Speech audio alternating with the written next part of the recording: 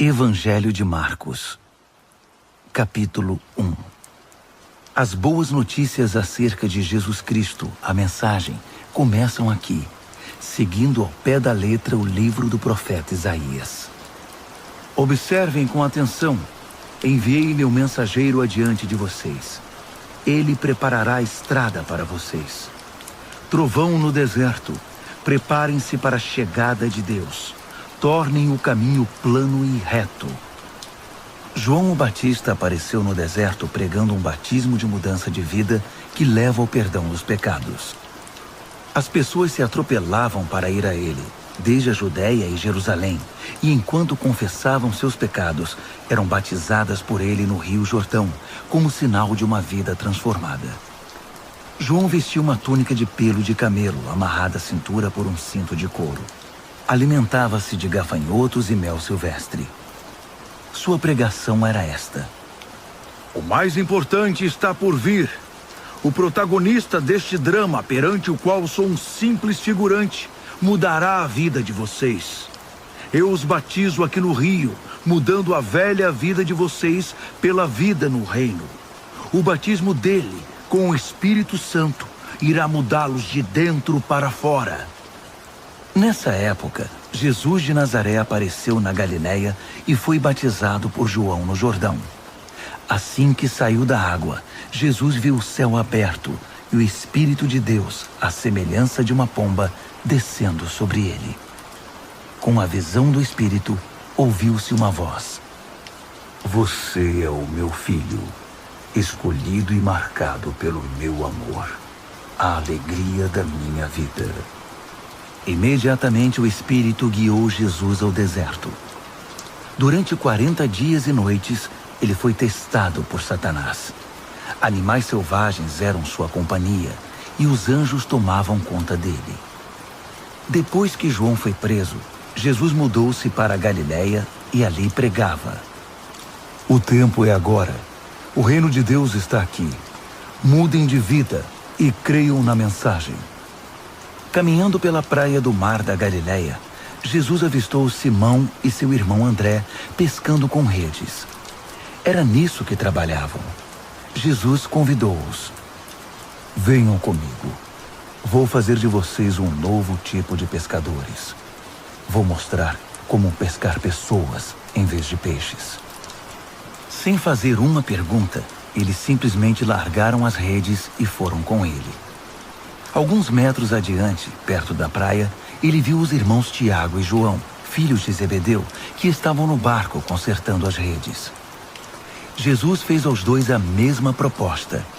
Imediatamente, eles deixaram seu pai, Zebedeu, o barco e os empregados e o acompanharam. Eles entraram em Cafarnaum. Quando o sábado chegou, Jesus foi logo para a sinagoga e passou o dia lá ensinando. O povo ficou admirado com seu ensino objetivo e confiante, sem os sofismas e excitações usados pelos líderes religiosos. De repente, estando ele ainda na sinagoga, a reunião foi interrompida por um homem extremamente perturbado, que gritava: O que você veio fazer aqui conosco, Jesus? Sei o que você veio fazer aqui, Nazareno. Você é o Santo de Deus e veio aqui para nos destruir. Jesus ordenou: Quieto, saia dele. O espírito perturbador agitou o homem, protestou em voz alta e saiu. Os ouvintes, impressionados, cochichavam entre si: O que está acontecendo aqui? Um novo ensinamento com demonstração prática. Ele consegue calar espíritos demoníacos imundos e ainda os expulsa. A notícia correu rapidamente e todos na Galiléia ficaram sabendo do incidente. Jesus saiu da sinagoga e foi para a casa de Simão e André, acompanhado por Tiago e João. A sogra de Simão estava de cama, ardendo em febre. Informado disso, Jesus foi até onde ela estava, pegou-a pela mão e a fez levantar-se. Tão logo a febre a deixou, ela foi preparar o jantar para eles. Ao anoitecer, depois do pôr do sol, foram trazidas a ele pessoas doentes e afligidas por espíritos malignos. A cidade inteira fez fila na porta da casa. Ele curou os corpos doentes e as almas atormentadas. Os demônios conheciam sua verdadeira identidade, mas ele não permitia que se pronunciassem. Ainda não havia amanhecido quando ele se levantou e retirou-se para orar num lugar isolado. Simão e os que estavam com ele foram procurá-lo. Eles o encontraram e disseram: Todos estão à tua procura. Jesus decidiu: vamos a outras cidades, para que eu possa pregar ali também. Faz parte da minha missão.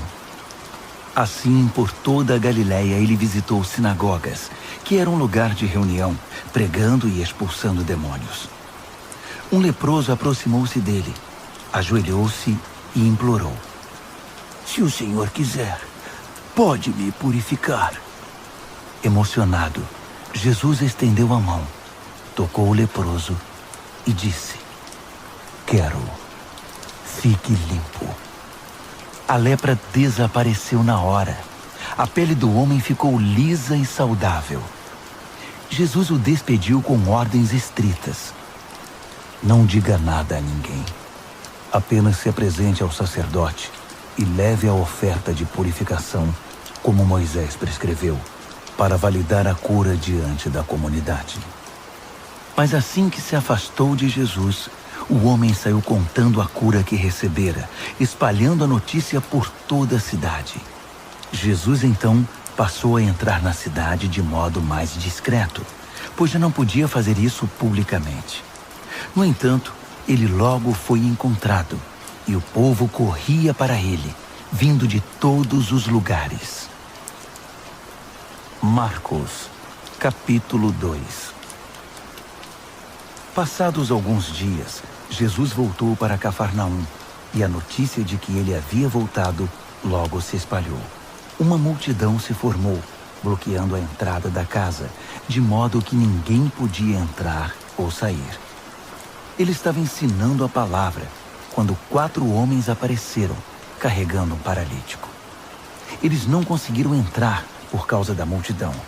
Por isso removeram parte do telhado e desceram um paralítico em sua maca. Impressionado com tanta fé, Jesus disse ao paralítico: Filho, eu perdoo os seus pecados. Alguns líderes religiosos que estavam presentes começaram a cochichar entre si. Ele não pode falar assim. Que blasfêmia! Só Deus pode perdoar pecados. Jesus sabia o que eles estavam pensando e perguntou: Por que se mostram céticos? O que acham que é mais fácil? Dizer, eu perdoo os seus pecados? Ou levante-se, pegue sua maca e comece a andar?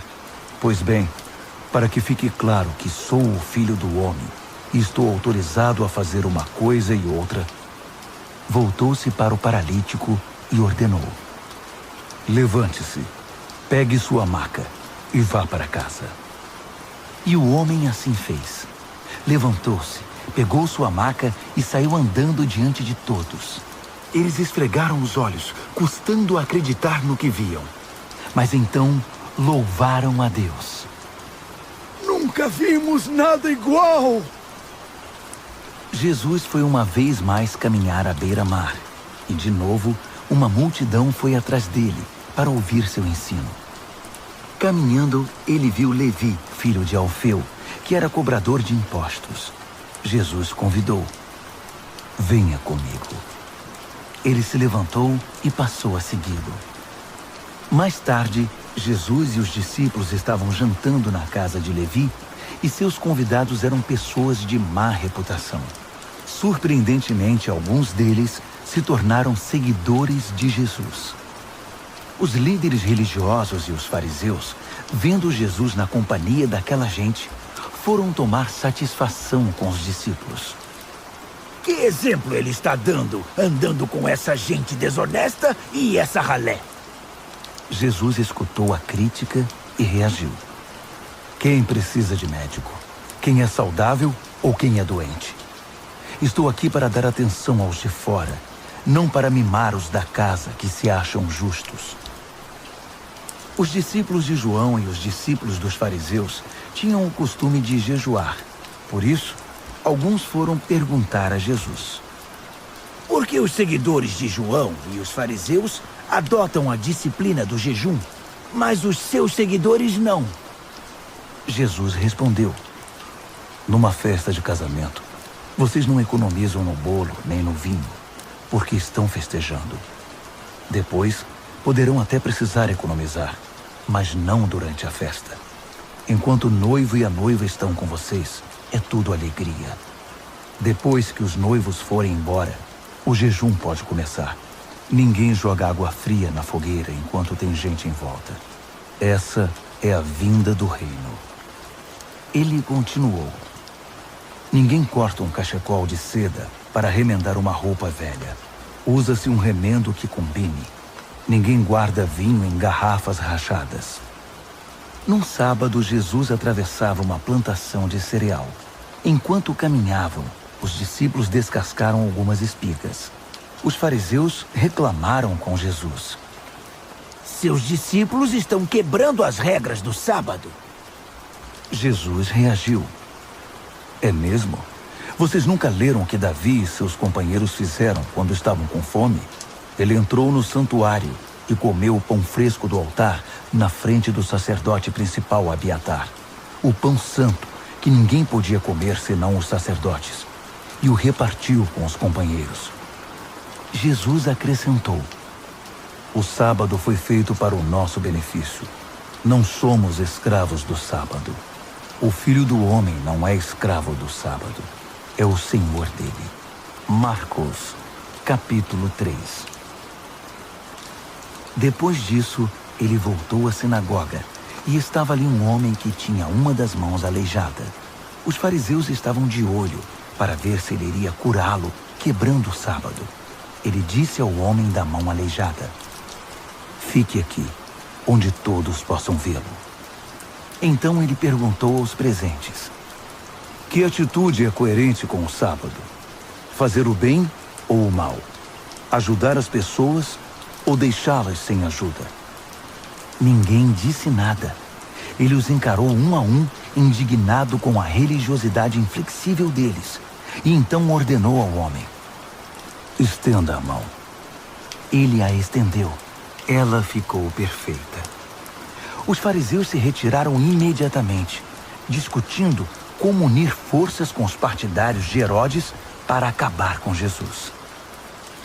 Jesus partiu com seus discípulos para o mar, só para sair dali. Mas uma multidão imensa foi atrás dele. Gente da Galiléia, da Judéia, de Jerusalém, da Idumeia, da região próxima do Jordão e das vizinhanças de Tiro e Sidom. Um mundaréu de gente desejosa de conhecer ao vivo aquele de quem tanto tinham ouvido falar. Ele recomendou aos discípulos que tivessem um barco preparado. Assim, não seria atropelado pela multidão.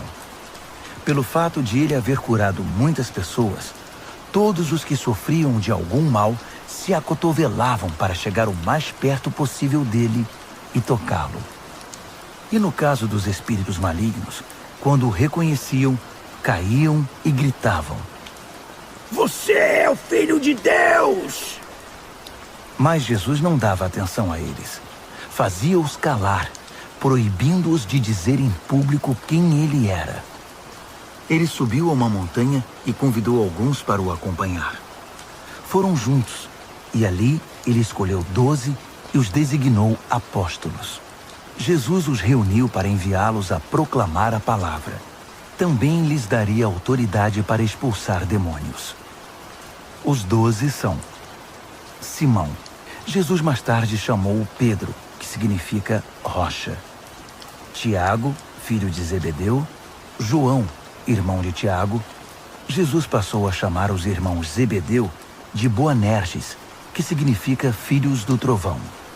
André, Felipe, Bartolomeu, Mateus, Tomé, Tiago, filho de Alfeu, Tadeu, Simão o Zelote, Judas Iscariotes, que o traiu. Jesus foi para casa e, como sempre, uma multidão se formou em volta. Era tanta gente pedindo ajuda que ele não tinha tempo nem para comer. Alguns parentes informados da situação foram tirá-lo de lá, até pela força, se necessário. Eles suspeitavam que Jesus estava perdendo o juízo. Os líderes religiosos de Jerusalém espalharam o boato de que ele estava praticando magia negra, fazendo truques diabólicos para impressionar o povo, mostrando poder espiritual. Jesus contestou a calúnia. Faz sentido um demônio lutar contra outro demônio? Satanás expulsaria o próprio Satanás? Uma família que vive brigando se desintegrará. Se Satanás expulsa Satanás, não irá se destruir? Acham que é possível, em plena luz do dia, entrar na casa de um homem forte e acordado e roubar seus bens sem amarrá-lo primeiro? Amarrem-no e então poderão roubá-lo. Faço aqui uma advertência. Não há nada dito ou feito que não possa ser perdoado. Mas se vocês persistirem nas calúnias contra o Espírito Santo de Deus, estarão deliberadamente rejeitando aquele que perdoa, rompendo relações com aquele que os sustenta. Ele fez essa advertência porque era acusado por eles de ter ligação com o maligno. Naquele momento, sua mãe e seus irmãos apareceram. Estando do lado de fora, mandaram um recado, dizendo que queriam falar com ele. Ele estava cercado pela multidão quando recebeu o recado. Sua mãe e seus irmãos estão lá fora à sua procura. Jesus respondeu: Quem vocês acham que são minha mãe e meus irmãos? Olhando ao redor para cada um dos que estavam sentados à sua volta, ele declarou: Estão bem aqui na frente de vocês. Esses são minha mãe e meus irmãos. Mais vale a obediência que laços de sangue. Quem faz a vontade de Deus é meu irmão, irmã e mãe. Marcos, capítulo 4. Ele voltou a ensinar à beira da praia. A multidão que se formou em torno dele era tão grande que ele entrou num barco perto da praia e assentou-se. Jesus usou o barco como púlpito, enquanto o povo se acotovelava perto da água. Ele ensinava por meio de histórias, muitas histórias. Ouçam, o que vocês acham? Um agricultor estava semeando. Enquanto fazia seu trabalho, algumas sementes caíram pelo caminho e aves as comeram. Outras caíram no meio dos pedregulhos. Brotaram rapidamente, mas não aprofundaram raízes. Com o calor do sol, secaram tão rapidamente quanto haviam brotado. Outras ainda caíram no meio das ervas daninhas. As sementes chegaram a brotar, mas foram sufocadas. Nenhuma sobreviveu. Por fim, algumas, porém, caíram em boa terra e floresceram, produzindo uma colheita que superou todas as expectativas. Vocês estão entendendo? Quando eles ficaram sozinhos, os que eram mais chegados a ele, além dos 12, pediram que ele explicasse a história. Ele disse: Vocês têm o privilégio de conhecer melhor o reino de Deus. Conhecem as suas verdades. Mas para aqueles que ainda não podem ver, tudo é dito por meio de histórias, a fim de guiá-los a discernimentos mais profundos. Essas pessoas são assim. Seus olhos estão abertos, mas não veem nada. Seus ouvidos estão abertos, mas não entendem uma palavra. Recusam-se a voltar-se para Deus para receber perdão. Ele continuou: Entenderam o objetivo da história? Todas as minhas histórias têm o mesmo propósito. O agricultor planta a palavra. Alguns são como a semente que cai à beira do caminho. Assim que ouvem a palavra, Satanás arranca o que foi plantado neles. Outros são como a semente que cai no meio dos pedregulhos.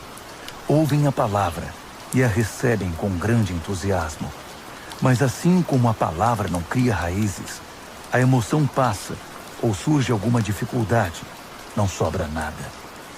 A semente lançada no meio das ervas daninhas é aquele que ouve a mensagem do reino, mas é vencido pela preocupação e pela ilusão de manter o que tem e de ganhar mais. A mensagem é sufocada e não sobra nada. A semente lançada na terra boa é a pessoa que ouve a palavra e a abraça. E a colheita supera todas as expectativas. Jesus continuou. Alguém compra uma lâmpada para pôr debaixo do tanque ou debaixo da cama? O que se faz não é colocá-la numa prateleira? Nós não estamos guardando segredos. Nós os estamos revelando. Não estamos escondendo nada, mas tornando público. Vocês estão entendendo? Ouçam bem o que estou dizendo. Fiquem atentos quando algum espertalhão ensinar que vocês podem vencer na vida por vocês mesmos. Dar é o caminho, não ganhar. Generosidade produz generosidade. A avareza empobrece. Então Jesus disse: o reino de Deus é como sementes lançadas num campo por um homem. Ele vai dormir e se esquece do que fez. A semente brota e cresce, mas ele nem imagina como isso ocorre. A terra dá conta de tudo, sem a ajuda dele. Primeiro o caule, depois a espiga e por fim o grão. Quando o grão está maduro, ele o colhe. É o tempo da colheita. Como podemos descrever o reino de Deus? Que ilustração podemos usar? É como a semente de mostarda. É uma das menores sementes, mas uma vez plantada, germina e cresce tanto que os pássaros fazem ninhos em seus ramos e abrigam-se à sua sombra. Com outras histórias semelhantes, ele apresentava sua mensagem ao povo, aplicando as histórias à experiência e compreensão deles. Ele sempre contava uma história. Quando estava sozinho com seus discípulos, explicava tudo, desfazendo o emaranhado. Todos os nós eram desatados. Naquele dia, ao cair da tarde, ele decidiu: vamos para o outro lado do mar. Eles entraram no barco em que ele estava. Outros barcos foram atrás deles. De repente, uma tempestade violenta os envolveu. As ondas invadiam a embarcação, ameaçando afundá-la, enquanto Jesus, com a cabeça sobre um travesseiro, dormia na popa do barco. Os discípulos o acordaram, implorando: mestre, não vais fazer nada! Nós vamos morrer! Jesus acordou e ordenou ao vento que se acalmasse. Ele disse ao mar: quieto, sossegue. O vento virou brisa e o mar ficou em plena calmaria. Jesus repreendeu os discípulos: por que tanto medo? Vocês não têm fé? Eles estavam apavorados e confusos. Afinal, quem é este homem? Se perguntavam. Até o vento e o mar se acalmam quando ele ordena. Marcos, capítulo 5. Eles chegaram ao outro lado do mar, na terra dos Gerazenos. Assim que Jesus saiu do barco, um louco, vítima de demônios, saiu do cemitério e correu para ele. O homem vivia no meio das sepulturas. Ninguém conseguia prendê-lo. Era impossível acorrentá-lo ou amarrá-lo. Ele fora amarrado muitas vezes com cordas e correntes, mas quebrava as correntes e arrebentava as cordas. Ninguém era forte o bastante para subjugá-lo. Noite e dia, vagava entre as tumbas e pelas colinas, gritando e cortando o próprio corpo com pedras pontiagudas. Quando ele viu Jesus, correu na direção dele e curvou-se reverentemente. Depois, rugiu em protesto: o que queres comigo, Jesus, Filho do Deus Altíssimo? Em nome de Deus, não me perturbes. Jesus havia ordenado ao espírito maligno: fora, saia deste homem. Jesus perguntou: diga-me seu nome. Ele respondeu: meu nome é Multidão, pois somos muitos. Em desespero, implorou a Jesus que não o expulsasse daquela região. Uma grande manada de porcos estava pastando numa colina perto dali. Os demônios então suplicaram a Jesus: manda-nos para os porcos, permita que vivamos neles. Jesus permitiu. Mas aos porcos aconteceu pior do que ao homem. Enlouquecidos, correram, pularam de um penhasco, caíram no mar e se afogaram. Aterrorizados, os que cuidavam dos porcos saíram em disparada e contaram o incidente na cidade e na região. Todos queriam ver de perto o que havia acontecido. Eles encontraram Jesus e viram um louco assentado, usando roupas decentes e em perfeita saúde, não mais como alguém fora do juízo. Os que haviam presenciado a cena contaram aos outros o que acontecera ao endemoniado e aos porcos. No princípio, os curiosos ficaram impressionados. Depois, ficaram revoltados por causa dos porcos que haviam perdido e imploraram a Jesus que saísse dali e nunca mais voltasse.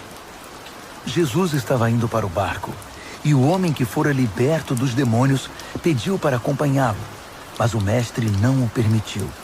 Em vez disso, aconselhou: vá para casa, para seu povo. Conte-lhes o que o mestre, num gesto de misericórdia, fez por você. O homem voltou e, na área das 10 cidades, dava testemunho do que Jesus havia feito por ele. Ele se tornou o assunto da cidade. Após a travessia, uma imensa multidão formou-se à beira-mar. Um dos líderes da sinagoga, chamado Jairo, foi falar com Jesus. Ajoelhou-se diante dele e suplicou: minha filhinha está à beira da morte. vem comigo e impõe as mãos sobre ela para que melhore. Jesus foi com ele, e a multidão inteira os acompanhou, apertando-o e empurrando-o. Uma mulher que estava sofrendo de hemorragia havia 12 anos ouviu falar de Jesus. Muitos médicos haviam tratado dela, mas sem sucesso. Levaram todo o seu dinheiro e a deixaram pior que antes. Ela esgueirou-se por trás dele e tocou sua roupa. Ela pensava: basta eu tocar em sua roupa para ficar boa. No momento em que o tocou, a hemorragia parou. Ela pôde sentir a mudança. Sabia que estava livre daquele mal. No mesmo instante, Jesus sentiu que dele saíra poder. Voltou-se para a multidão e perguntou: quem tocou minha roupa? Os discípulos disseram: como assim? A multidão empurra e aperta de todo lado, e o Senhor quer saber quem o tocou? Mas ele insistiu, olhando ao redor para ver quem o tocara. A mulher, sabendo o que havia acontecido e que o havia tocado, tremendo de medo, ajoelhou-se diante dele e contou toda a história. Jesus lhe disse: filha, você se arriscou por causa da sua fé e agora está curada. Tenha uma vida abençoada. Seja curada da sua doença. Enquanto ele ainda falava, algumas pessoas chegaram da casa do líder da sinagoga e informaram: sua filha morreu. Por que continuar incomodando o mestre? Ouvindo o que diziam, Jesus tranquilizou o homem: não dê atenção a eles. Apenas confie em mim. Ele não permitiu que ninguém fosse com ele, exceto Pedro, Tiago e João. Entraram na casa, abrindo caminho entre os fofoqueiros, sempre ávidos por uma novidade, e pelos vizinhos que haviam trazido comida. Jesus foi ríspido com eles. Por que todo esse falatório e essa choradeira sem sentido? A criança não está morta, está dormindo. As pessoas na casa zombavam dele, achando que ele não sabia o que estava dizendo. Contudo, Jesus dispensou todos eles, chamou o pai e a mãe da criança e seus companheiros e entrou no quarto da menina. Segurando a mão dela, ordenou: Talita, cumi, que significa: menina, levante-se. Ela se levantou e começou a andar. A menina tinha 12 anos de idade. Os pais, obviamente, não continham a alegria. Mas Jesus deu ordens estritas para que não contassem nada a ninguém e ordenou: deem a ela alguma coisa para comer. Marcos, capítulo 6. Quando partiu dali, Jesus voltou para sua cidade. Seus discípulos o acompanharam. No sábado, ele começou a ensinar na sinagoga. Os ouvintes ficaram impressionados. Ele é muito bom, comentavam. De onde vem tanta sabedoria, tanta capacidade? Perguntavam-se. Não demorou, porém, já estavam falando mal dele. Ora, ele é apenas um carpinteiro, o filho de Maria. Nós o conhecemos desde menino. Conhecemos também seus irmãos, Tiago, José, Judas e Simão, e suas irmãs. Quem ele pensa que é? Mesmo sem conhecê-lo direito, eles o desprezavam. Jesus declarou: um profeta só não é importante em sua terra e em sua família, nas ruas em que brincou quando criança. Jesus não pôde fazer muita coisa ali. Impôs as mãos sobre uns poucos doentes e os curou. Nada mais. Não pôde vencer a resistência deles. Assim, decidiu visitar as outras cidades, ensinando o povo. Jesus convocou os 12 e enviou-os em duplas. Deu-lhes autoridade e poder para enfrentar a oposição maligna, além das seguintes instruções. Não pensem que precisarão de muito equipamento para cumprir a missão. Vocês são um equipamento. Nada de depender do dinheiro. Sejam simples. Nada de hospedagem de luxo. Hospedem-se num lugar simples e contentem-se com isso. Se não forem bem recebidos e se não os ouvirem, retirem-se sem estardalhaço, sem fazer cena. É hora de dar de ombros e continuar o caminho. Então eles partiram. Em alegre tom de urgência, anunciaram uma mudança radical de vida. Por onde passaram, expulsaram demônios e levaram saúde aos doentes, ungindo o corpo e curando a alma. Herodes tinha conhecimento de tudo isso, porque o nome de Jesus estava na boca de todo mundo. O rei dizia: esse deve ser João o Batista, que voltou dos mortos. Por isso é capaz de fazer milagres. Outros discordavam. Não, é Elias. Outros ainda opinavam. É um profeta, exatamente como os profetas dos tempos antigos. Herodes, porém, insistia. Tenho certeza de que é João. Eu o decapitei e agora ele está de volta, vivo. Esse Herodes foi aquele que mandara que João fosse preso e acorrentado por causa de Herodias, mulher de seu irmão Filipe.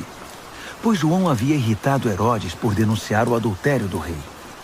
Fervendo de raiva, ela queria matá-lo, mas não ousou fazê-lo porque Herodes respeitava João. Convencido de que ele era um homem santo, o rei dispensava-lhe um tratamento especial. Sempre que o ouvia, sentia-se culpado. Mesmo assim, apreciava a palavra de João. Entretanto, chegou um dia especial, o aniversário de Herodes. Ele convidou toda a elite da Galileia, toda a nobreza. A filha de Herodias entrou no salão do banquete e dançou para os convidados. Ela encantou Herodes e todos os convidados. O rei disse à moça: peça-me qualquer coisa, darei o que você quiser. Entusiasmado, acrescentou: juro que divido meu reino com você se me pedir. Ela foi consultar sua mãe. O que devo pedir? Peça a cabeça de João, o Batista, foi a resposta. Empolgada, ela correu até o rei e pediu: quero a cabeça de João, o Batista, numa bandeja. E quero agora. O pedido deixou o rei abalado. Mas para não perder o prestígio diante dos convidados, concedeu o que ela desejava. Ordenou que o carrasco fosse à prisão e trouxesse a cabeça de João. Ele cortou a cabeça de João e trouxe-a numa bandeja. Entregou-a à moça, que a levou para sua mãe. Quando os discípulos de João souberam do fato, foram buscar o corpo e lhe deram um sepultamento digno. Os apóstolos voltaram de sua missão e relataram a Jesus tudo o que haviam feito e ensinado. Jesus disse: venham, vamos parar e descansar um pouco. Era tanta gente indo e vindo que eles não tinham tempo nem para comer. Eles entraram no barco e foram para um lugar mais tranquilo. Entretanto, alguém os viu partindo, e a notícia se espalhou. Muita gente saiu correndo das cidades vizinhas e chegou ao lugar de destino antes deles. Quando Jesus saiu do barco, uma multidão imensa o aguardava. Ao ver todo aquele povo, ele ficou comovido. Afinal, eram como ovelhas sem pastor. Ele imediatamente pôs-se a ensiná-los. Já no cair da tarde, os discípulos viram que Jesus estava se alongando e o interromperam. Estamos no meio do nada e está ficando tarde. Despede o povo para que eles saiam e consigam o que comer nas redondezas. Jesus respondeu: vocês vão dar comida a eles. Eles perguntaram: É sério? Mesmo que gastemos uma fortuna? Mas ele não estava brincando. Quantos pães vocês têm? Verifiquem. Não demorou para saberem. 5 pães e 2 peixes, informaram. Jesus mandou que todos se assentassem em grupos de 50 ou de 100 na grama verde. Ele tomou os 5 pães e os 2 peixes, olhou para o céu, orou, abençoou o pão, partiu e entregou tudo aos discípulos, que por sua vez o repartiram com o povo. Ele fez o mesmo com o peixe. Todos comeram e ficaram satisfeitos. Os discípulos recolheram 12 cestos de sobras, e os que participaram da refeição foram cerca de 5.000. Terminada a refeição, Jesus insistiu em que os discípulos entrassem no barco e fossem para Betsaida, enquanto ele despedia o povo. Em seguida, ele subiu a uma montanha para orar. Tarde da noite, o barco já estava longe, e Jesus ainda estava em terra. Ele podia ver a dificuldade de seus companheiros com os remos, pois o vento estava contra o barco. Por volta das 4 horas da madrugada, Jesus foi na direção deles, andando sobre o mar. E quando se aproximou e eles o viram, pensaram que fosse um fantasma e gritaram apavorados.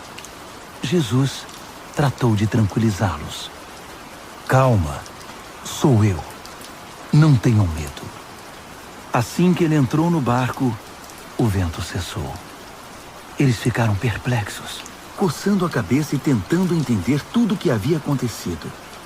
Não haviam entendido o que ele fizera na hora da refeição.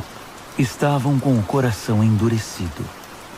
Concluíram a travessia, ancoraram o barco em Genezaré e lá o deixaram. Assim que pisaram em terra, a notícia rapidamente se espalhou. O povo correu até onde eles estavam, trazendo doentes em macas. Para onde quer que ele fosse, aldeia, cidade ou rota de comércio, os doentes eram levados até um local público. Eles imploravam que Jesus lhes permitisse tocar pelo menos na orla de sua roupa. E todos que a tocavam eram curados. Marcos, capítulo 7. Os fariseus e alguns líderes religiosos, vindos de Jerusalém, reuniram-se à volta dele para reclamar que os discípulos dele eram negligentes com as purificações rituais antes das refeições. Os fariseus e judeus em geral jamais participariam de uma refeição sem primeiro proceder ao ritual da lavagem das mãos, principalmente se tivessem chegado da feira, para não mencionar como limpavam canecas, panelas e outras vasilhas. Os fariseus e os líderes religiosos perguntaram: por que seus discípulos desrespeitam as leis, fazendo as refeições sem lavar as mãos? Jesus reagiu: Isaías estava certo a respeito de enganadores como vocês. Ele acertou em cheio. Esse povo faz um grande show, dizendo as coisas certas, mas o coração deles não está nem aí para o que dizem. Fazem de conta que me adoram, mas é tudo encenação. Eles me usam apenas como desculpa para ensinar o que se adapta ao seu gosto, alterando o mandamento de Deus e sempre adotando modismos. Ele continuou: que conveniente, não? Vocês se livram do mandamento de Deus para seguir os modismos religiosos sem serem incomodados. Moisés disse claramente: respeitem seu pai e sua mãe. Disse também: quem desrespeitar o pai ou a mãe será morto. Mas vocês driblam o mandamento, alegando que é perfeitamente aceitável dizer ao pai ou à mãe: vou ofertar a Deus a ajuda financeira que eu deveria dar a vocês. Assim, vocês se livram da obrigação que têm para com os pais. Vocês anulam a palavra de Deus e a trocam por suas próprias regras. Vocês são especialistas nesse tipo de coisa. Dirigindo-se à multidão, ele acrescentou: ouçam agora, todos vocês. Prestem bastante atenção. Não é o que vocês comem que contamina a vida. É o que sai de vocês. Essa é a verdadeira contaminação. Ele voltou para casa depois de falar à multidão e seus discípulos disseram: não entendemos. O Senhor poderia nos explicar? Jesus respondeu: vocês também? Será que não entendem? Não sabem que o que se come não pode contaminar ninguém? Pois o que se come não vai para o coração, mas para o estômago. É digerido e depois é eliminado. Com isso, Jesus desafiou as minuciosas leis dietéticas dos judeus, afirmando que todos os alimentos podem ser comidos. Ele continuou: o que contamina é o que sai da pessoa. É do coração que vomitamos maus pensamentos, obscenidade, imoralidade, roubo, assassinato, adultério, cobiça, depravação, engano, bebedice, olhar maldoso, calúnia, arrogância, insensatez. Essa é a verdadeira contaminação. Dali, Jesus partiu e foi para os arredores de Tiro. Entrou numa casa para não ser encontrado, mas a notícia de sua chegada se espalhou. Ele estava dentro de casa quando uma mulher, cuja filha era perturbada por um espírito maligno, ficou sabendo de sua presença ali. Ela se ajoelhou aos seus pés, implorando ajuda. A mulher era grega, cirofenícia de nascimento, e pediu que ele curasse sua filha. Ele disse: espere sua vez. Os filhos devem ser alimentados primeiro. Se sobrar alguma coisa, os cães poderão comer. Ela foi rápida. Entendo, mestre. Mas os cães não comem das migalhas que os filhos deixam cair? Jesus ficou impressionado. Tem razão. Vá para casa. Sua filha não está mais perturbada. A aflição demoníaca se foi. Ela foi para casa e encontrou a filha tranquila na cama, livre daqueles tormentos. Ele deixou a região de Tiro e voltou para o mar da Galileia, passando por Sidom e pelo distrito das 10 cidades. Algumas pessoas trouxeram um homem que não podia ouvir nem falar e pediram a Jesus que impusesse as mãos sobre ele. Jesus tocou nos ouvidos do homem e passou-lhe um pouco de saliva na língua. Então orou, suspirou profundamente e ordenou: Efatá, abra-se. E assim aconteceu. O homem ouvia e falava perfeitamente.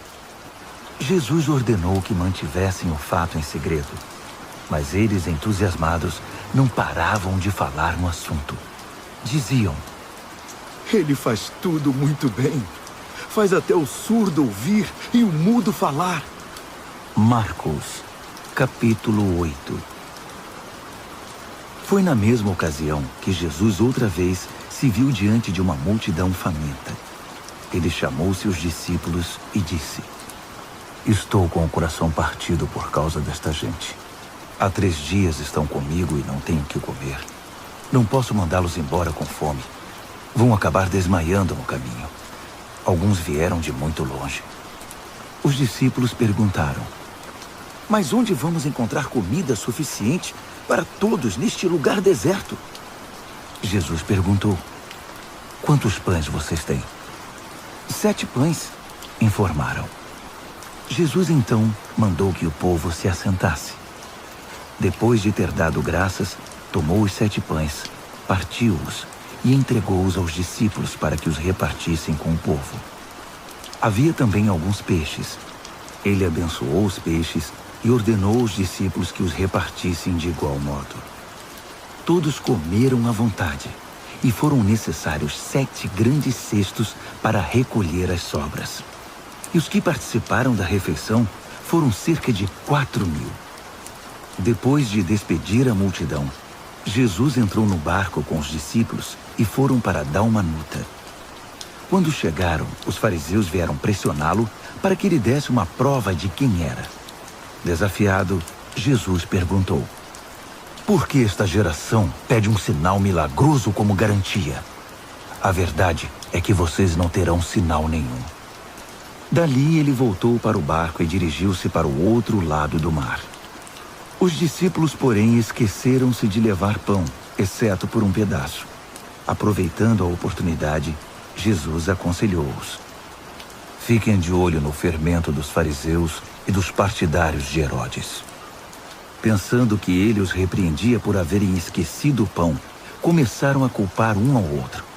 Percebendo o que se passava, Jesus perguntou: por que estão discutindo por haverem esquecido o pão? Não entenderam ainda? Não conseguem perceber? Não se lembram dos 5 pães que demos aos 5.000? Quantos cestos de sobras vocês recolheram? Eles responderam: 12. E dos 7 pães para os 4.000, quantos cestos de sobras vocês recolheram? 7. Ele perguntou: ainda não entendem? Ao chegarem eles a Betsaida, algumas pessoas trouxeram um cego e pediram a Jesus que o tocasse. Tomando-o pela mão, ele o levou para fora da cidade. Passou saliva nos olhos do homem, impôs as mãos sobre ele e perguntou: consegue ver alguma coisa? Ele olhou para cima e disse: vejo homens, só que eles parecem árvores andando. Jesus voltou a impor as mãos sobre ele. Dessa vez, o homem percebeu que havia recuperado completamente a visão. Agora via tudo com perfeição. Jesus mandou-o para casa, advertindo: não entre na cidade. Jesus e seus discípulos visitaram as cidades ao redor de Cesareia de Filipe. Enquanto caminhavam, ele perguntou: quem o povo diz que eu sou? Eles responderam: alguns pensam que é João o Batista, outros acham que é Elias. Há quem pense que é algum dos profetas. Ele insistiu: e vocês? Quem acham que eu sou? Pedro declarou: tu és o Cristo, o Messias. Jesus pediu que guardassem segredo, que não dissessem nada a ninguém. Em seguida, resolveu explicar algumas coisas. É necessário que o Filho do Homem seja maltratado, levado a julgamento e declarado culpado pelos líderes do povo, sacerdotes e líderes religiosos. Que seja morto e 3 dias depois ressuscite. Ele falava de modo simples e claro para que todos entendessem. Pedro, porém, protestou, segurando-lhe o braço. Vendo que os discípulos hesitavam em aceitar os fatos, Jesus repreendeu Pedro. Pedro, saia do meu caminho. Fora, Satanás. Você não tem ideia de como Deus trabalha. Reunindo uma multidão e seus discípulos, Jesus disse: quem quiser seguir-me, tem de aceitar minha liderança. Quem está na garupa não pega na rédea. Eu estou no comando. Não fujam do sofrimento. Abracem-me. Sigam-me e mostrarei a vocês como agir. Autoajuda não é ajuda. O autossacrifício é o caminho. O meu caminho para ser realmente salvo. Qual é a vantagem de conquistar tudo o que se deseja e perder a si mesmo? O que vocês teriam para dar em troca da própria alma? Se vocês têm vergonha de mim ou do meu caminho por causa dos seus amigos inconstantes e sem futuro, saibam que irão enfrentar uma vergonha muito maior na presença do Filho do Homem quando ele voltar, envolto pela glória de Deus, seu Pai, com um exército de anjos. Marcos, capítulo 9. Então ele foi para casa dizendo: não é sonho. Alguns de vocês aqui verão tudo isso acontecer. O reino de Deus chegando com força total. 6 dias depois, 3 dos discípulos viram isso acontecer. Jesus levou Pedro, Tiago e João a um alto monte. Ali sua aparência mudou diante deles. Suas roupas brilhavam intensamente, de uma brancura tal que ninguém seria capaz de produzir. De repente, eles perceberam que Elias e Moisés estavam ali também, conversando com Jesus. Então Pedro interrompeu a conversa. Rabi, que grande momento! Que tal se construíssemos 3 memoriais na montanha? Um para o Senhor, um para Moisés e um para Elias. Ele falava sem pensar, apavorado e maravilhado com o que via. Naquele instante, uma nuvem brilhante os envolveu, e da nuvem ouviu-se uma voz. Este é meu filho, marcado pelo meu amor. Ouçam-no. No minuto seguinte, os discípulos olharam ao redor, esfregando os olhos. Não estavam vendo mais ninguém a não ser Jesus. Enquanto desciam a montanha, Jesus os fez prometer que guardariam um segredo. Não digam nada a ninguém sobre o que viram, até que o Filho do Homem levante-se dos mortos. Mas eles ficaram imaginando o que significaria levantar-se dos mortos. Eles fizeram uma pergunta. Por que os líderes religiosos dizem que Elias tem de vir primeiro? Jesus explicou. Elias vem para deixar tudo pronto. A verdade, porém, é que Elias já veio, mas eles não o reconheceram. Eles o desprezaram, assim como irão tratar o Filho do Homem. De acordo com as Escrituras, ele sofrerá terrivelmente. Será torturado e tratado com desprezo. Quando desceram a montanha para se reunir aos outros discípulos, viram-se rodeados por uma multidão imensa que debatia com os líderes religiosos. Assim que viu Jesus, o povo ficou animado. Correram para ele e o saudaram. Ele perguntou: o que está acontecendo? Por que toda esta agitação? Um homem da multidão respondeu: Mestre, eu trouxe meu filho que foi deixado mudo por um demônio. Toda vez que o demônio se apossa dele, joga-o ao chão. O menino baba, range os dentes e fica rígido como uma tábua. Falei com teus discípulos, esperando que o libertassem, mas não puderam. Jesus suspirou inconformado. Mas que geração! Vocês não conhecem Deus. Até quando vou ter de aguentar esse tipo de coisa? Quantas vezes ainda vou ter de passar por isso? Tragam o menino aqui. Eles o trouxeram. Quando o demônio viu Jesus, apossou-se do menino, que ficou babando e se contorcendo no chão. Jesus perguntou ao pai do menino: há quanto tempo isso acontece? Desde que era pequeno. Muitas vezes o demônio o joga no fogo ou no rio para matá-lo. Se o Senhor puder fazer alguma coisa, tenha misericórdia e nos ajude. Jesus disse: se eu puder, tudo é possível para quem tem fé. Assim que Jesus disse essas palavras, o pai do menino exclamou: eu creio, mas me ajude a vencer as minhas dúvidas. Percebendo que a plateia ficava cada vez maior, Jesus deu ordens expressas ao espírito maligno. Espírito mudo e surdo, eu ordeno, sai dele e não volte. Com muito estardalhaço, o espírito saiu. O menino estava pálido como um defunto, de modo que as pessoas começaram a dizer: ele está morto.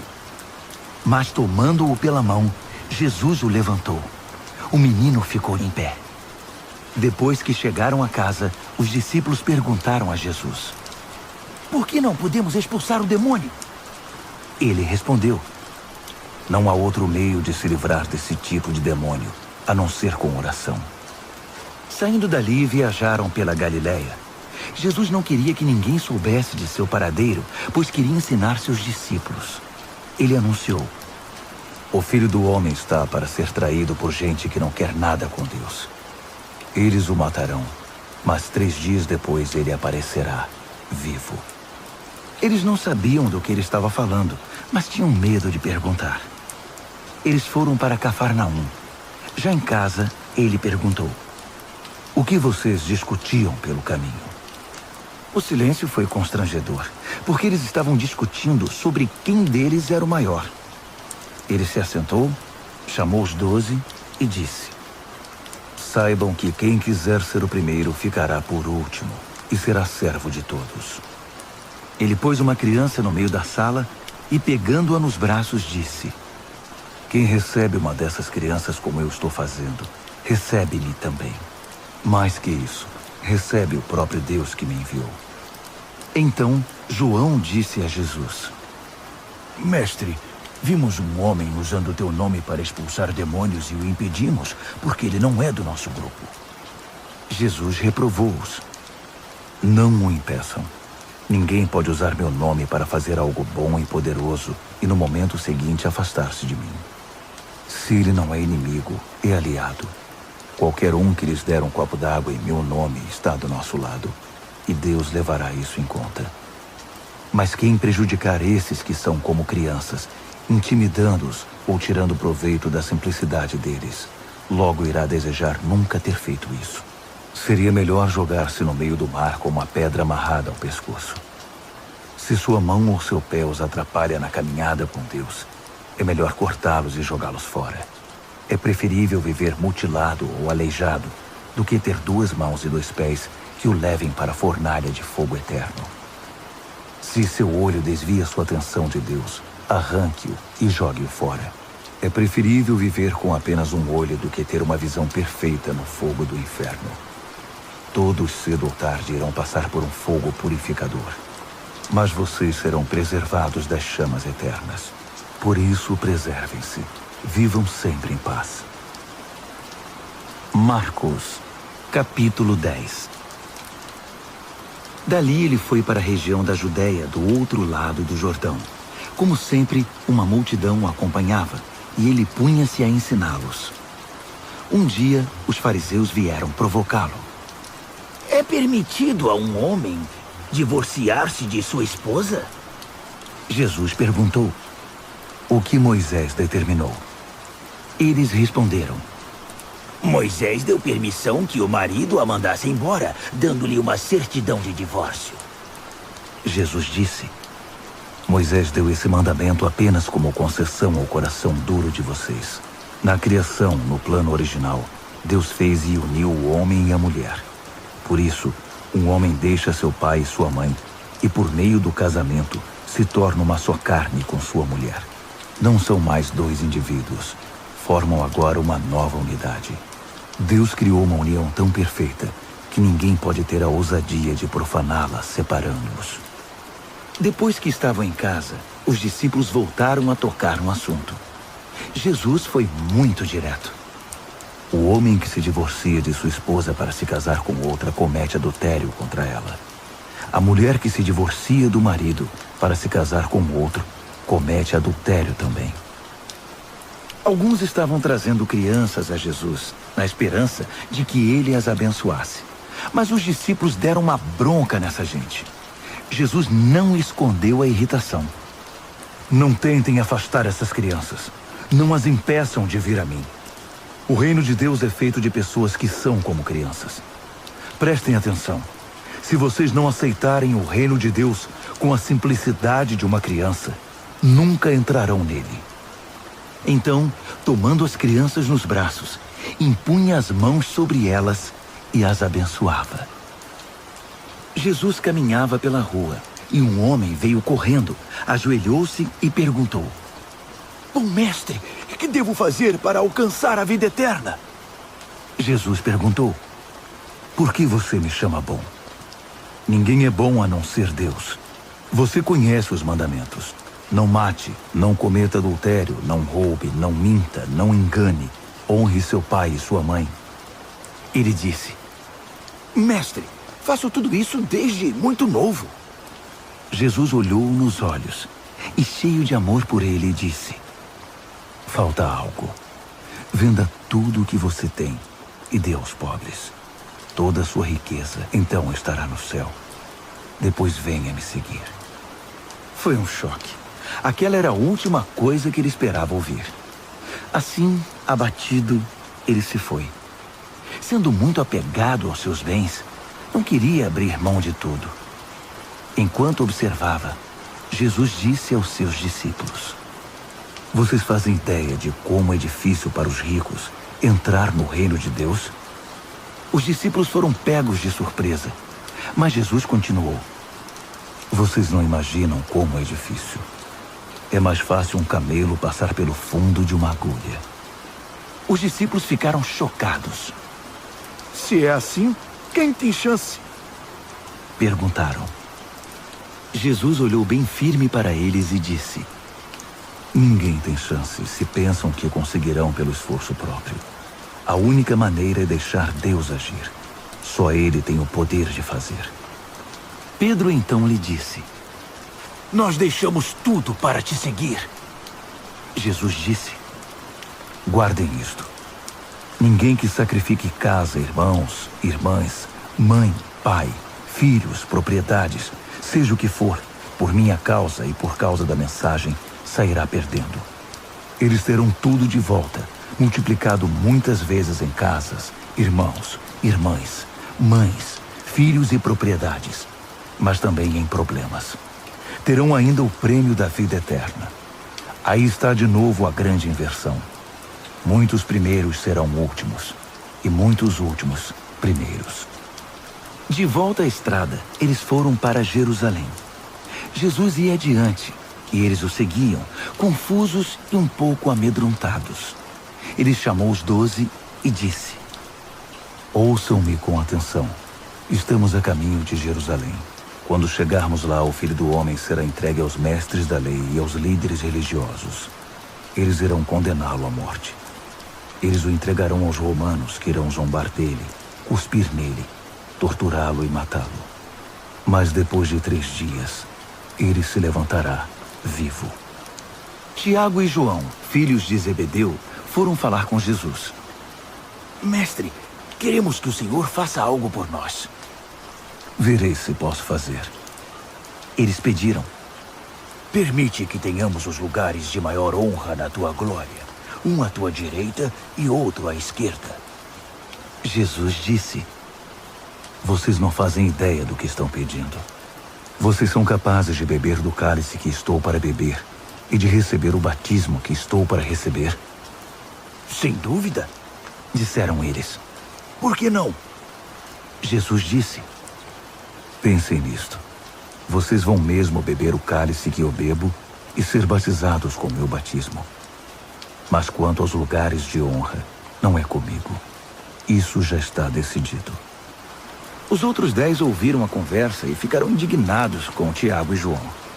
Então Jesus os reuniu para consertar a situação.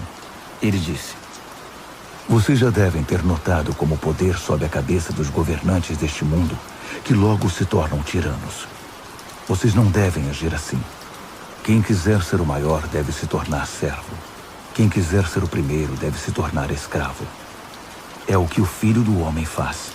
Ele veio para servir, não para ser servido, e para dar a própria vida para salvar muita gente. Depois de passarem algum tempo em Jericó, Jesus saiu da cidade, seguido pelos discípulos e por uma multidão.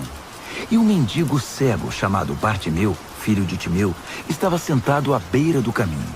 Quando ele soube que Jesus o Nazareno passava por ali, começou a gritar: Filho de Davi! Jesus! Misericórdia! Tem misericórdia de mim! Muitos tentaram fazê-lo calar, mas ele gritava ainda mais alto: Filho de Davi! Tem misericórdia de mim! Jesus parou e ordenou: tragam-no aqui. Eles foram chamá-lo. Hoje é o seu dia. Ele está chamando você. Levante-se. Jogando longe sua capa, ele ficou em pé e foi até Jesus. Jesus perguntou: o que você quer de mim? O cego respondeu: Senhor, eu quero ver. Siga seu caminho. Sua fé salvou e curou você, disse Jesus.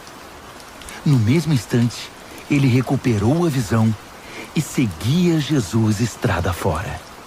Marcos, capítulo 11. Quando se aproximaram de Jerusalém, à altura de Betfagé e Betânia, perto do Monte das Oliveiras, Jesus enviou 2 discípulos com estas instruções: vão à aldeia que está adiante. Ali encontrarão um jumentinho amarrado. Ele nunca foi montado. Desamarrem-no e tragam-no aqui. Se alguém perguntar o que vocês estão fazendo, digam: o Senhor precisa dele, mas vai devolvê-lo. Eles foram e encontraram um jumentinho numa rua, amarrado a um portão. Eles o desamarraram, mas alguns dos que estavam ali perguntaram: Por que estão desamarrando o jumentinho? Os discípulos responderam exatamente como Jesus os instruíra, e não foram mais incomodados. Assim, levaram o jumentinho e puseram suas capas sobre ele, e Jesus o montou. Muitos estendiam seus mantos pela estrada, dando a Jesus uma recepção de rei. Alguns lançavam seus mantos na rua, outros espalhavam ramos que haviam cortado nos campos. Havia muita gente por todo lado gritando: Hosana! Bendito é o que vem em nome de Deus! Bendito o reino do nosso pai Davi que está chegando! Hosana nos altos céus! Ele entrou em Jerusalém e foi para o templo. Parou ali para observar o movimento, mas como era tarde, voltou para Betânia com os 12.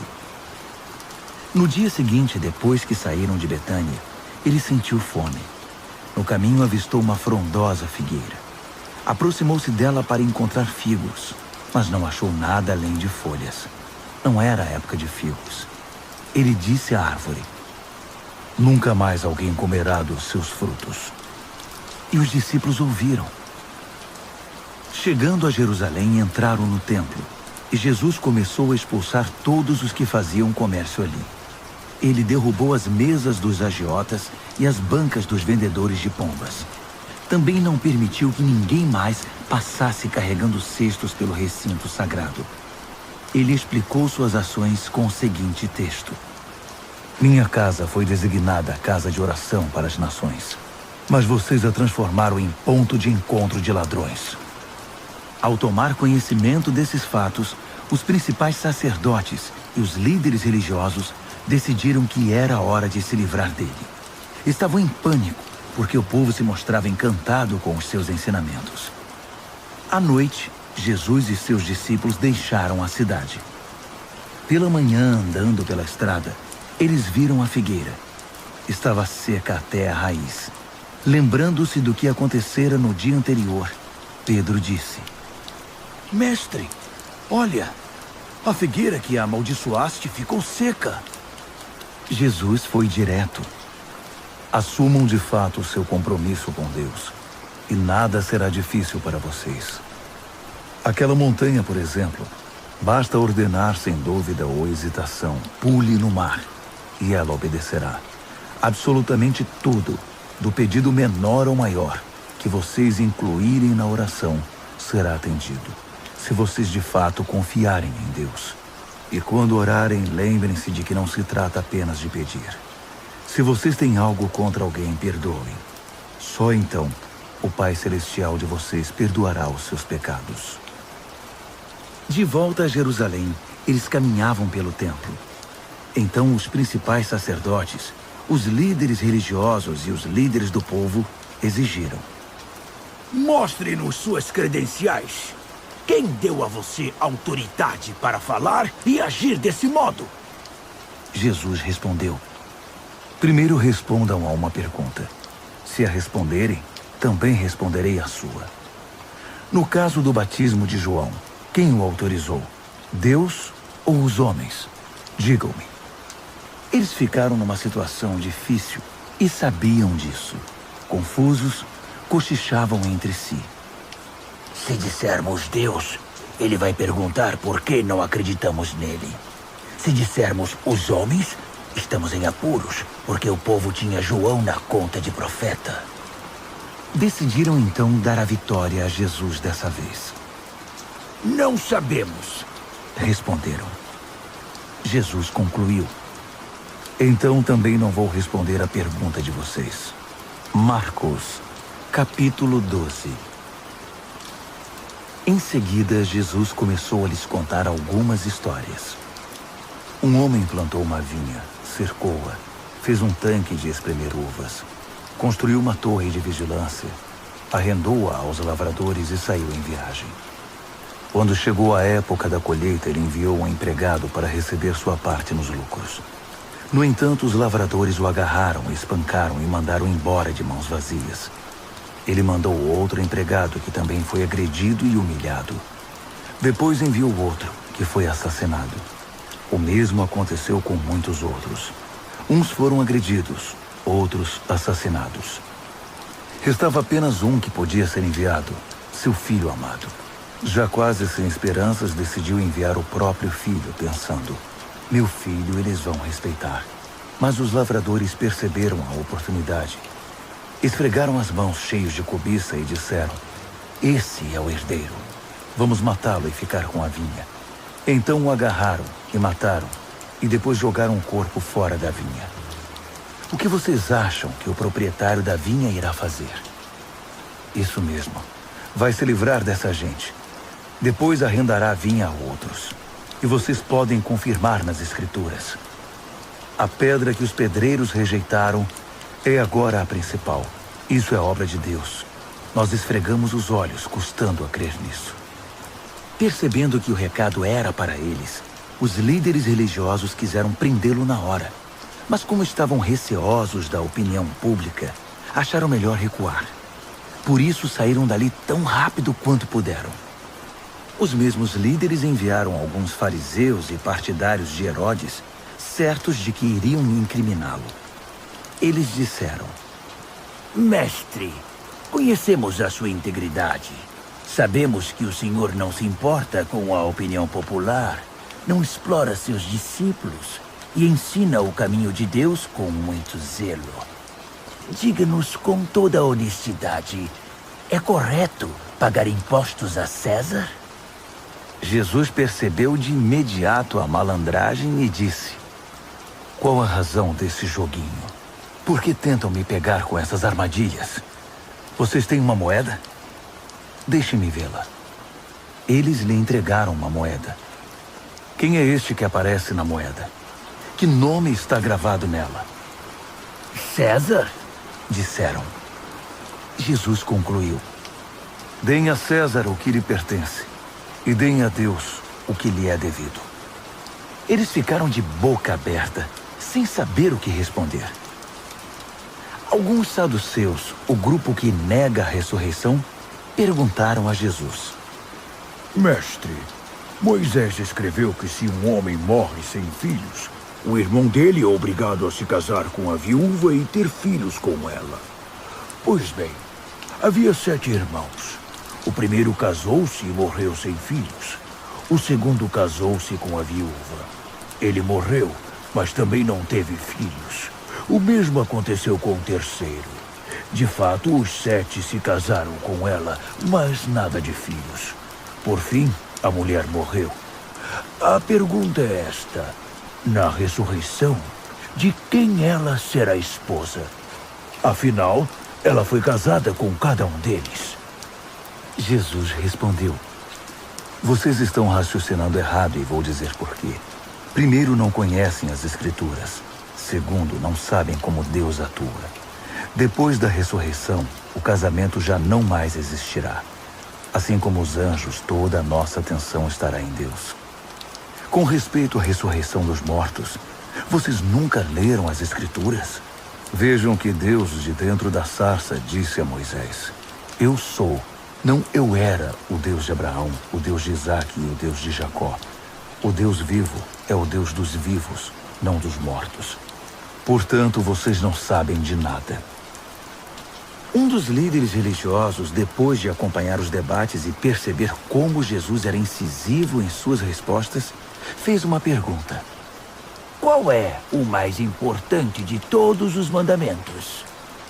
Jesus respondeu: o primeiro em importância é o seguinte: ouça, Israel, o Senhor seu Deus é único. Ame o Senhor seu Deus com toda a paixão, toda a fé, toda a inteligência e todas as forças. E o segundo é: ame o próximo como a você mesmo. Não há nenhum outro mandamento que se compare a esses. Um líder religioso disse: que resposta maravilhosa, mestre. Tão lúcida e precisa. Deus é único e não há outro. Devemos amá-lo com toda a paixão, inteligência e forças e amar ao próximo como a nós mesmos. Isso é melhor que qualquer oferta ou sacrifício.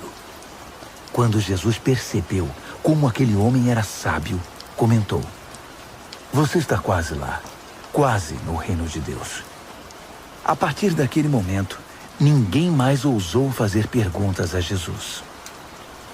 Enquanto ensinava no templo, Jesus perguntou: Como podem os líderes religiosos ensinar que o Messias é filho de Davi, quando todos sabemos que Davi, inspirado pelo Espírito Santo, disse: Deus disse ao meu Senhor: Assente-se aqui ao meu lado direito até que eu faça dos seus inimigos um descanso para os pés. Davi declara que o Messias é seu mestre. Como pode, então, o Messias ser também seu filho? A multidão estava maravilhada com o que ouvia. Ele continuou a ensinar: Cuidado com os líderes religiosos. O prazer deles é ostentar títulos acadêmicos, receber elogios publicamente, desfrutar posições de destaque e assentar-se nos lugares principais durante o serviço religioso. Além disso, o tempo todo eles exploram os fracos e indefesos. Quanto mais oram, pior fica a situação deles. Mas no fim, eles irão pagar por tudo isso. Assentado atrás de um gasofilácio, ele observava o povo depositar dinheiro na hora da coleta. Os ricos faziam ofertas voltosas, mas uma viúva pobre aproximou-se e ofertou 2 pequenas moedas, uns míseros centavos. Jesus chamou os discípulos em particular e comentou: A verdade é que essa viúva pobre deu uma oferta maior que a dos demais. Todos os outros deram do que não precisavam. Ela fez uma extravagância, algo que não podia fazer. Deu tudo o que possuía. Marcos, capítulo 13. Jesus saía do templo quando um dos discípulos chamou sua atenção. Mestre, olhe essas pedras, essas construções. Jesus disse: Vocês estão impressionados com essa arquitetura grandiosa? Tudo isso será um monte de ruínas, até a última pedra. Mais tarde, enquanto ele estava sentado no Monte das Oliveiras, num local de onde podia avistar o templo, Pedro, Tiago, João e André foram conversar com ele. Quando essas coisas vão acontecer? Que sinal teremos de que tudo caminha para um desfecho? Jesus explicou: Cuidado com os falsos profetas do fim dos tempos. Muitos líderes com identidade falsa alegarão: Eu sou o Messias. Eles vão enganar muita gente. Quando ouvirem falar de guerras e ameaças de guerra, não entrem em pânico. Serão notícias comuns, não um sinal do fim. Haverá cada vez mais guerras entre as nações e conflitos entre os líderes. Em vários lugares haverá terremotos e fome. Mas tudo isso é nada comparado com o que está por vir. Fiquem atentos, pois vocês serão levados aos tribunais, e tudo irá de mal a pior. Vocês serão torturados, e todos perseguirão os que levam o meu nome. Vocês serão postos como sentinelas da verdade. A mensagem tem de ser pregada em todo o mundo. Quando traírem vocês e os levarem aos tribunais, não se preocupem com o que dizer. Quando chegar o momento, digam o que estiver no coração. O Espírito Santo dará testemunho por intermédio de vocês. Haverá irmão matando irmão, pai matando filho, filho matando os pais. Todos odiarão vocês por causa do meu nome. Fiquem firmes. Isso é necessário. Fiquem firmes até o fim. Vocês não ficarão desamparados, pois serão salvos. Estejam preparados para fugir quando virem a besta da profanação, estabelecida onde nunca deveria estar. Quem lê não terá dificuldade de entender o que estou falando. Quando isso acontecer, se vocês estiverem na Judéia naquele tempo, corram para as colinas. Se estiverem trabalhando no quintal, não voltem para buscar nada em casa. Se estiverem no campo, não voltem para buscar agasalho. As grávidas e as que amamentam sofrerão mais. Orem para que isso não aconteça no inverno. Serão dias difíceis. Nada parecido aconteceu desde que Deus fez o mundo, nem depois haverá. Se esses dias de aflição seguissem o curso normal, ninguém suportaria. Mas por causa dos escolhidos de Deus, a aflição será encurtada. Se alguém anunciar, aqui está o Messias, ou apontar, lá está ele, não caiam nessa. Falsos messias e pregadores mentirosos surgirão aos montes. Suas credenciais impressionantes e seus deslumbrantes espetáculos, se possível, iludiriam até os escolhidos de Deus. Fiquem atentos, pois eu os avisei com antecedência.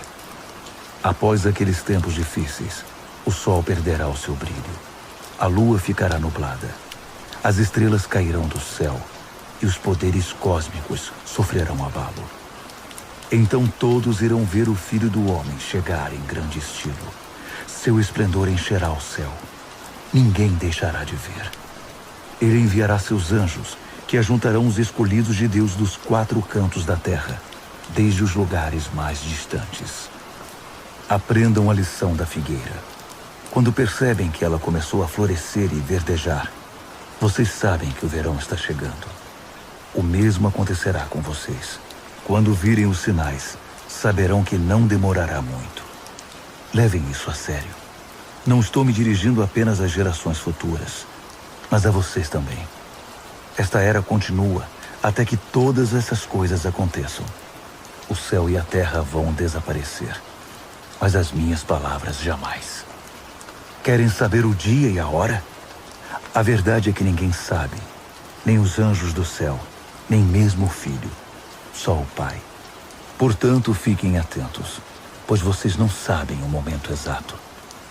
É como um homem que vai viajar e deixa a casa sob a responsabilidade dos empregados, cada qual com uma tarefa, e põe o porteiro para vigiar.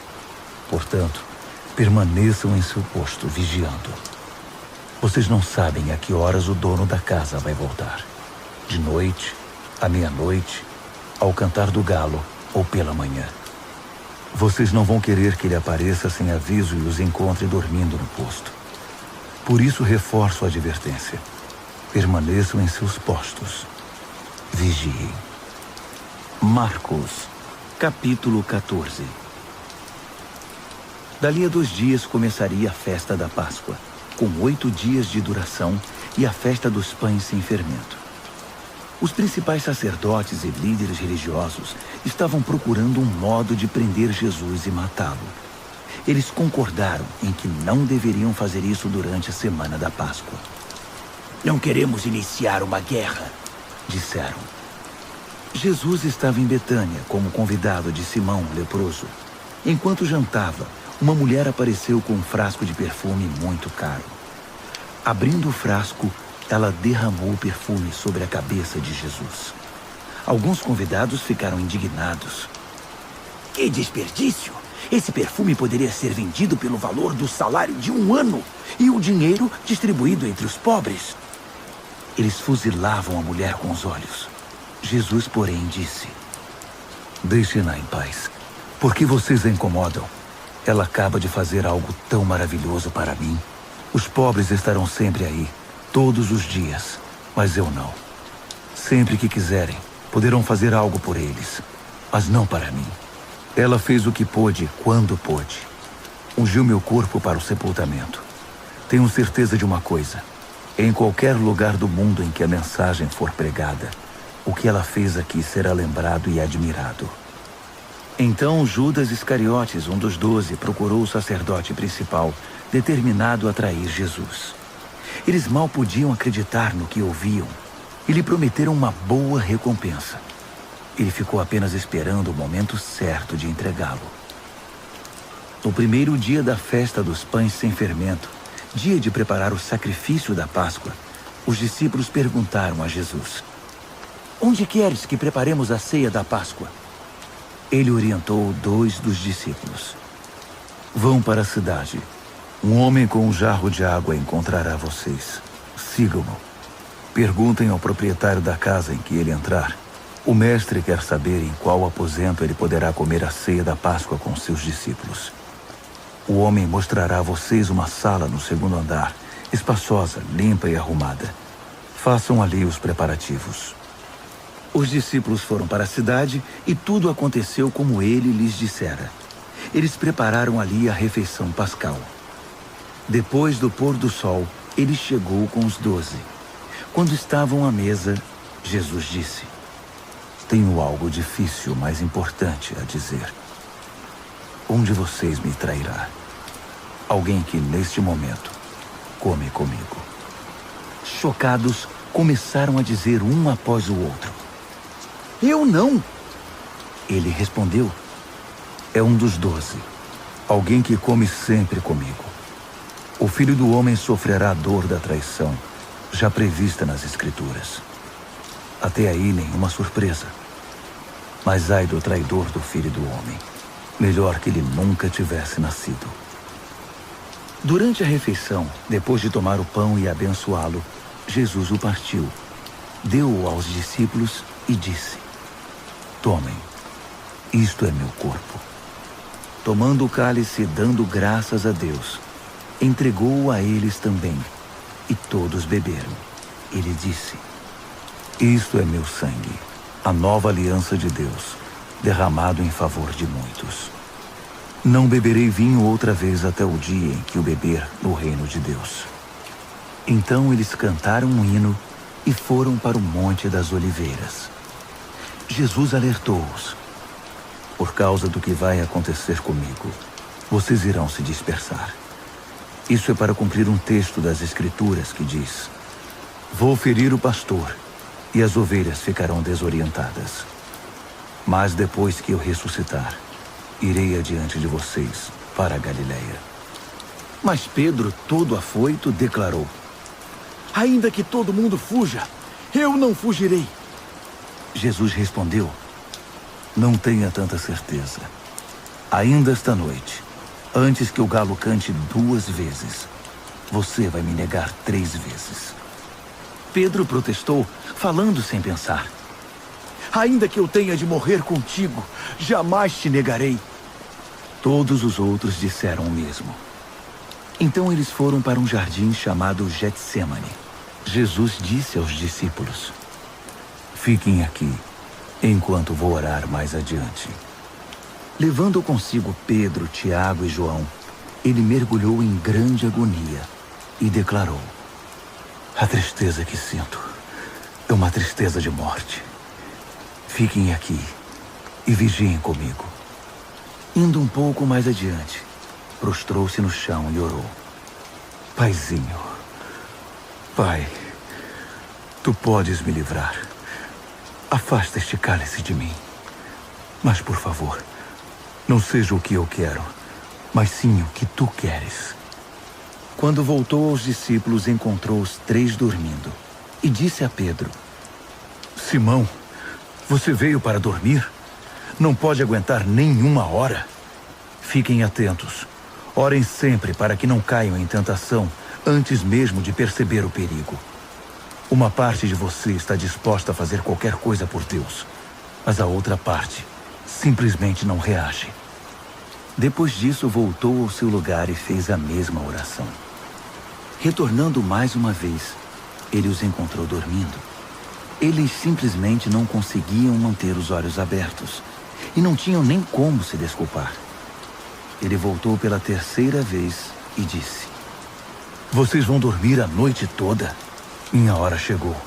O Filho do Homem está prestes a ser traído e entregue nas mãos dos pecadores. Levantem-se. Vamos. O traidor chegou. Ele mal acabou de falar e Judas, do grupo dos 12, apareceu, acompanhado por um bando de maus elementos enviados pelos principais sacerdotes, líderes religiosos e demais líderes. Eles traziam espadas e paus. O traidor havia combinado um sinal com eles. Aquele a quem eu beijar é o procurado. Prendam-no. Não o deixem fugir. Ele foi direto a Jesus e o beijou, dizendo: Mestre. Os homens então o prenderam com muita brutalidade. Mas um dos que estavam com Jesus desembainhou a espada e atacou o servo do sacerdote principal, cortando-lhe a orelha. Mas Jesus reagiu. O que é isto? Vieram me buscar com espadas e paus, como se eu fosse um bandido perigoso? Dia após dia estive ensinando no templo, e vocês nunca moveram um dedo contra mim. Vocês acabam de confirmar os escritos proféticos. Nessa hora, Todos os discípulos já haviam fugido.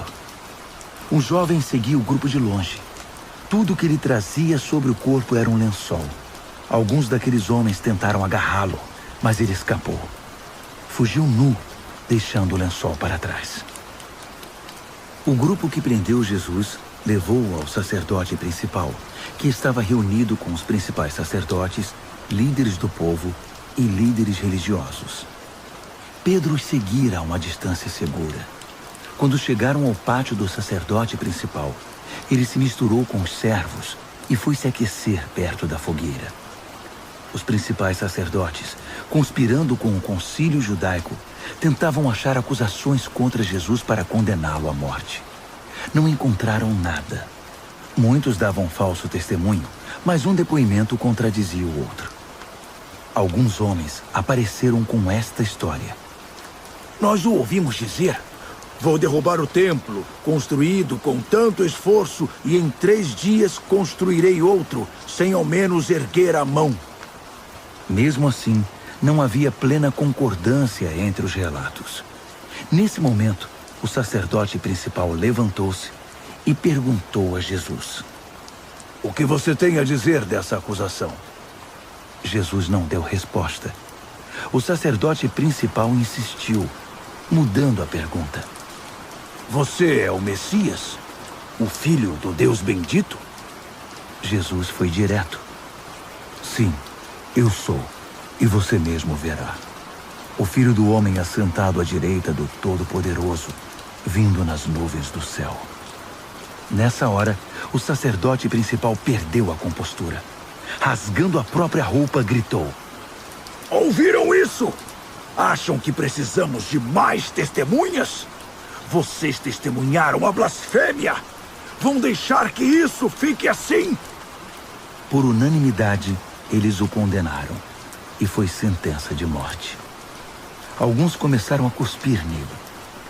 Vendaram-lhe os olhos e batiam nele, provocando. Quem bateu em você?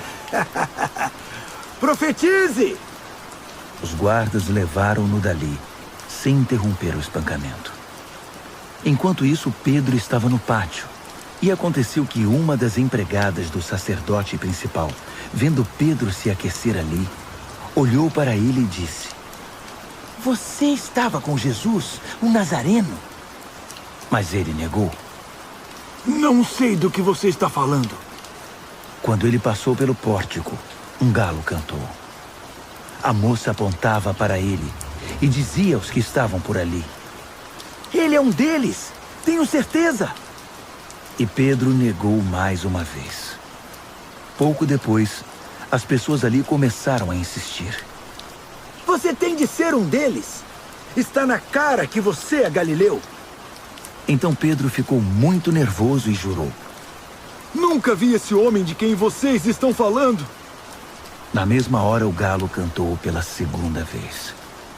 Pedro lembrou-se do que Jesus dissera: Antes que o galo cante 2 vezes, você vai me negar 3 vezes.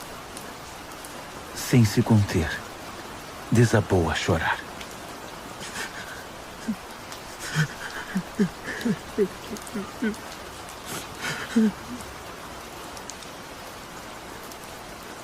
Marcos, capítulo 15.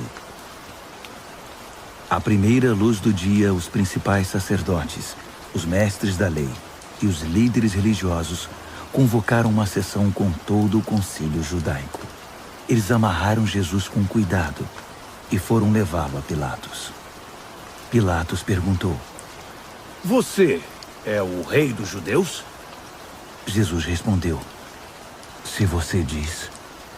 Os principais sacerdotes derramaram diante do governador um dilúvio de acusações. Pilatos insistiu: Você não vai responder nada? São muitas acusações. Mesmo assim, ele ficou em silêncio. Pilatos ficou impressionado. Havia o costume de se libertar um prisioneiro na festa, qualquer um que o povo pedisse. Na ocasião, havia outro prisioneiro chamado Barrabás, preso com revoltosos que haviam cometido assassinato num levante contra Roma. A multidão logo iria apresentar seu pedido, E Pilatos se antecipou a eles. Vocês querem que eu liberte o rei dos judeus? O governador sabia que fora por pura inveja que os sacerdotes haviam entregado Jesus. No entanto, os principais sacerdotes haviam orientado a multidão para que pedissem a libertação de Barrabás. Mas Pilatos perguntou: Então, o que farei com este homem que vocês chamam rei dos judeus? Eles gritaram. Crucifique-o! Pilatos objetou. Mas por qual crime? Contudo, eles gritavam ainda mais alto. Crucifique-o! Pilatos atendeu ao pedido da multidão. Libertou Barrabás e entregou Jesus para ser açoitado e crucificado.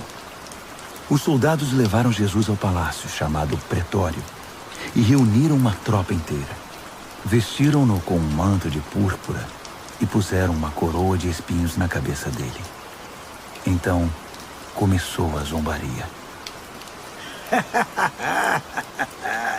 Viva o rei dos judeus! Eles lhe batiam na cabeça com o bastão, cuspiam nele e se ajoelhavam diante dele, como se o reverenciassem. Quando cansaram das chacotas, tiraram-lhe o manto de púrpura e o vestiram de novo com as suas roupas. Então o levaram para crucificá-lo. Um homem estava passando de volta do trabalho, Simão de Cirene, pai de Alexandre e Rufo. Eles o obrigaram a carregar a cruz de Jesus. Os soldados levaram Jesus ao Gólgota, que significa Colina da Caveira. Ofereceram-lhe vinho misturado com mirra para aliviar a dor, mas ele não aceitou. Então o pregaram na cruz. Depois fizeram um sorteio para ver quem ficaria com suas roupas. Jesus foi crucificado às 9 horas da manhã. A acusação, o rei dos judeus, foi escrita numa placa. Com ele crucificaram 2 criminosos, um à direita e outro à esquerda. Os que passavam caçoavam, sacudindo a cabeça e ironizando. Você alegou que poderia destruir o templo e reconstruí-lo em 3 dias. Mostre agora seu poder. Salve-se! Se você é mesmo o Filho de Deus, desça da cruz!